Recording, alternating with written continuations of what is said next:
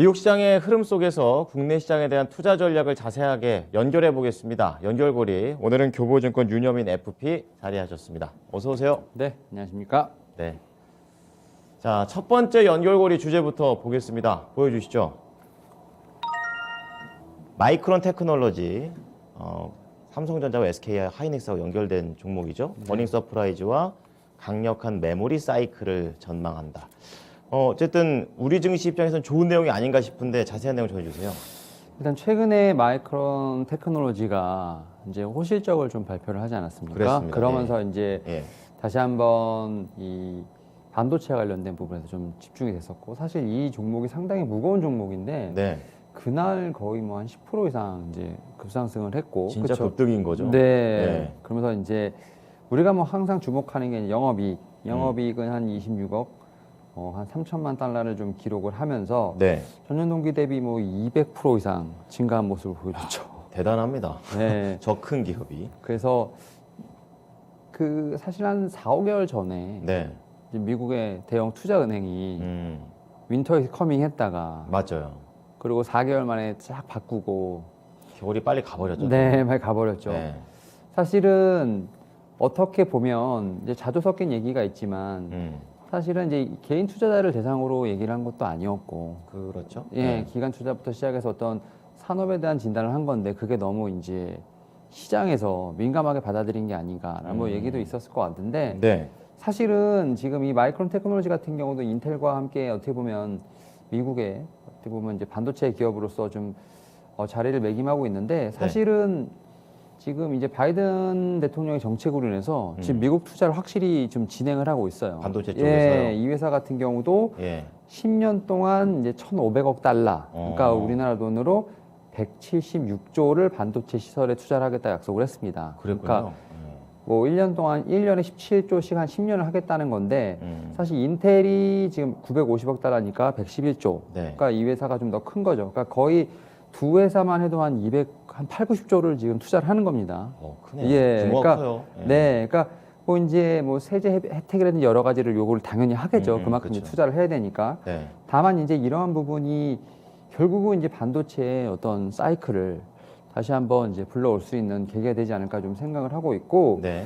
그리고 이제 메모리 사이클 관련돼서는 사실 뭐 작년 하반기부터 계속 얘기가 많았습니다만, 결국은 이제 디램 같은 경우는 그러니까 시장이, 그러니까 메모리 같은 경우는 사이클 업황이다 보니까 2년에 한 번씩 이렇게 타면서 좋을 때가 있고 나쁠 때가 있고, 그러다 보니까 네, 네. 그 어떤 갭이 너무 크다 보니까 2년이란 기간이. 네, 어떻게 보면 좋을 때는 뭐 영업이익이 확 올라왔다가 떨어질 때는 영업이익이 떨어지고, 좀 이런 식의 어떤 사이클 어떤 구조를 가지고 있다 보니까 네. 상당히 좀 그러한 이 사이클이 업앤다운 할 때 주가가 상당히 좀 힘들었던 부분이 있었는데, 그렇죠. 최근에 보게 된다면 이제 시장이 구조적으로 강력한 메모리 사이클을 좀 누릴 것이다라고 좀 얘기가 나오고 있습니다. 그 뭐냐면 그 최근에 디램이 어떻게 보면은 새로운 시장이 좀 많이 생기고 있는데, 뭐 그 중에 하나가 이제 차량용 반도체 같은 이런 것들. 예. 그러니까 좀 어떻게 보면은 사이클 산업에서 이제 어떻게 보면 구조적인 이제 성장으로 가는, 좀 이제 반도체도 그런 좀 그 산업 구조가 바뀌고 있는 게 아닌가라는 좀 얘기가 나오고 있는 것 같아요. 출렁이는 게 아니라 일정하게 계속 네. 수익이 든다는 얘기죠. 예. 그렇죠. 그런 측면에서 봤을 때 일단 디램 같은 경우는 좀 이제 사이클보다는 구조적 성장기에 좀 들어가지 않나 좀 얘기가 나오고 있고, 특히 이제 낸드 시장 같은 경우도 상당히 지금 이제 어떻게 보면 안정화돼 있다라고 좀 얘기가 나오고 있어요. 그러니까 뭐 성장은 아니고. 네, 그러니까 예.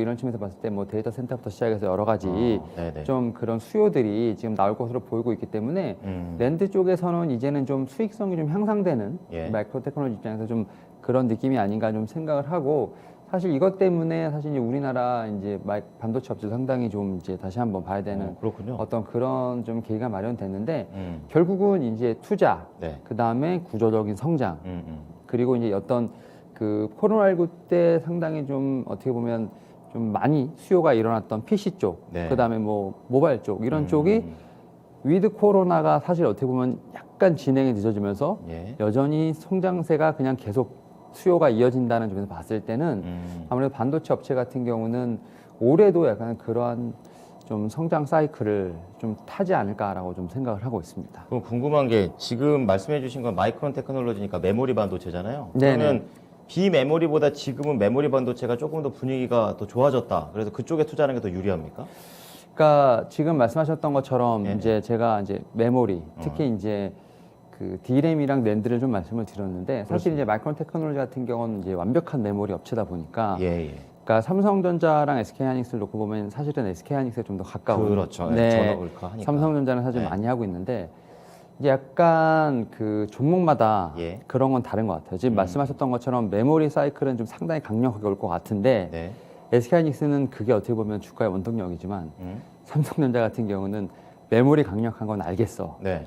추가적으로 뭐가 필요할래? 약간 이런 느낌인 것 같아요. 근데 삼성전자는 원래 시장에서는 반도체 관련해서 비메모리 쪽도 굉장히 언급이 많이 되어 왔지 네. 않았나요? 그러니까 그래서 삼성전자는 네. 지금 뭐 메모리라든지 예. 지금 실적에 대한 부분이 이미 좀 주가에 반영이 된 것 같고 음. 오히려 추가적으로 우리가 말하는 10만 전자를 가기 위해선 그렇죠. 오히려 파운드리라든지 예. 혹은 이제 휴대폰 비메모리 쪽이 예. 이제 어떻게 보면 좀 집중이 되지 않을까 생각을 하고 있고 네. 오히려 SK하이닉스 같은 경우는 이제 메모리 쪽에서 봤을 때는 삼성전자에 비해서는 좀 떨어지긴 합니다만 예. 최근에 이제 어쨌든 사이클을 타고 있고 음. 또 낸드 쪽으로 해서 인텔이 들어오다 보니까 아. 사실은 이제 SK하이닉스 그렇죠. 같은 경우는 이제 낸드 관련된 쪽에서 상당히 좀 강력한 모멘텀이 있다. 그래서 말씀하셨던 것처럼 좀 그런 사이클은 있지만 종목마다 네. 좀 이렇게 모멘텀을 받는 건 좀 다르다라고 좀 말씀드릴 수 있을 것 같습니다. 그럼 연결해 볼 종목도 하이닉스 봐야 되는 거예요? 그렇죠. 일단 SK하이닉스를 좀 봐야 되지 않을까 좀 생각이 들고 있고 예. 사실 9만 원대까지 갔다가 사실 뭐 13만 원까지 그쵸. 좀 세게 쉼 없이 달려왔죠. 그러다 지금 이제 지난주부터 장이 밀리니까 어쩔 수 없이 밀리고 있는데 네. 저는 SK하이닉스가 사실 삼성전자보다는 주가적인 탄력성은 좀 더 좋다. 그래서 사실 삼성전자는 2, 3% 오르기가 사실 쉽지 않잖아요. 어렵죠. 근데 SK하이닉스 같은 경우는 저는 지금도 한 10% 이상의 지금 업사이드는 있다라고 좀 생각이 들고 있고. 그러세요. 예. 그러니까 이제 SK하이닉스 같은 경우는 낸드가 사실은 좀 아픈 손가락이었는데 네.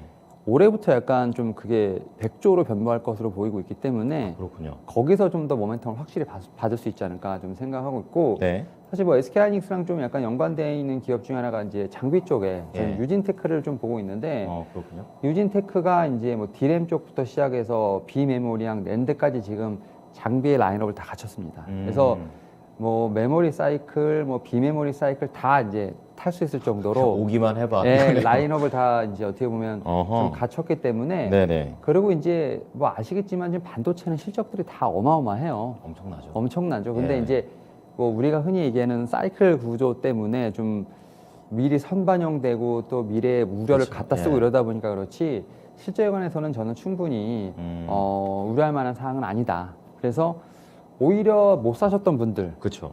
지금 내려왔을 때 네.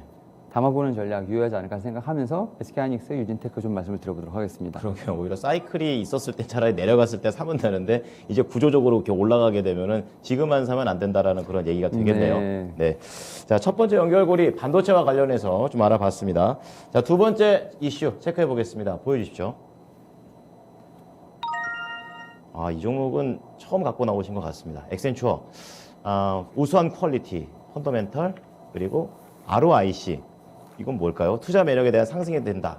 좀 자세한 내용 좀 해주시죠. 어렵네요. 예, 일단 엑센추어는 네. 이제 우리나라에서 봤을 때는 이제 경영 컨설팅, 뭐 우리가 말하는 뭐 보스턴 컨설팅이나 맥켄지 같은 좀 세계 인류 좀 경영 컨설팅 폼이라 볼 수 있을 것 같은데. 회사 만들기 전에. 네. 예. 근데 이 회사가 이제 확실히 이제 4차 산업도 있고 이제 어떻게 보면 변화에 대한 어떤 물결이 있어서 봤을 때 뭐 디지털 전환 관련된 쪽에 좀 이제 흔히 해서 IT 서비스 쪽에 좀 네네. 특화되어 있다라고 볼 수 있을 것 같고 그 중에도. 예, 그래서 이제 또 사이버 보안으로도 좀 손꼽히는 기업이다라고 좀 말씀을 드릴 수 있을 여러 것 가지 같아요. 많이 하네요. 네, 예. 그래서 솔직히 이게 미국의 좀 특성일 것 같은데 작년에 이제 M&A를 좀 많이 했습니다. 그래서 그렇군요. 일본의 클라우드 기반의 전자상거래 기업이죠. 템버린을 좀 인수를 좀 했고요. 템버린. 그 다음에 이제 네덜란드 에너지 분야 전문 컨설팅 업체죠. 제스트 그룹도 인수를 했습니다. 그래서 포트폴리오가 좀 약간 다양해지는 느낌인데 네. 사실 이제 IT 서비스 중심에서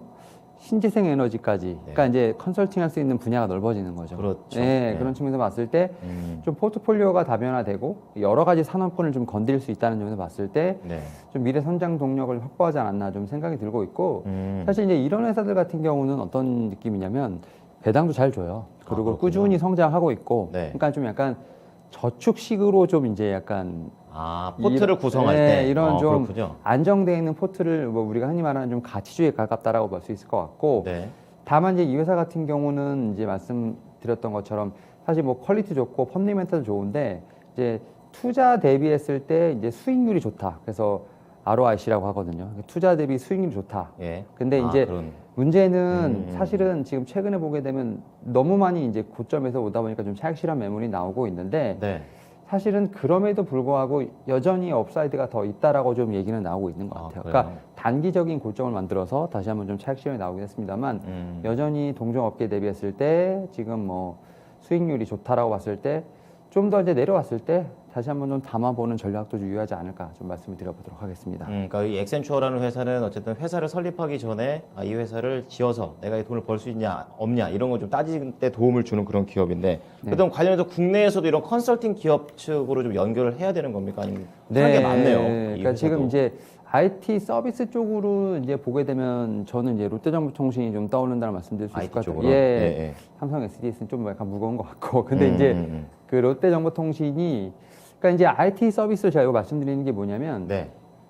이제 이게 어떻게 보면 이 사업에 그치는 게 아니라 사업을 계속 확장을 하고 있습니다. 그래서 롯데정보통신이 전기차 충전 사업도 지금 시작을 했고, 네. 메타버스 플랫폼 사업도 도전하고 있고, 그렇군요. 자율주행 셔틀 버스 부분도 진출하고, 그러니까 이제 IT 서비스에서 이제 기업들이 이제 사업에 확장이 되고 있다는 점. 융합이 되는 모습들이 많이 나옵니다. 네, 이 시간을 그래서 통해 많이 알아요. 그냥 우리가 생각하는 예. 이제 뭐 IT 업체가 사실은 여러 개로 그러니까요. 지금 사업군이 좀 활발하게 펼쳐지고 있다는 점에서 봤을 때 제가 볼 때는 좀 그러한 좀 사업의 방향성을 좀 보시면 좋지 않을까 말씀드려보도록 하겠고, 네.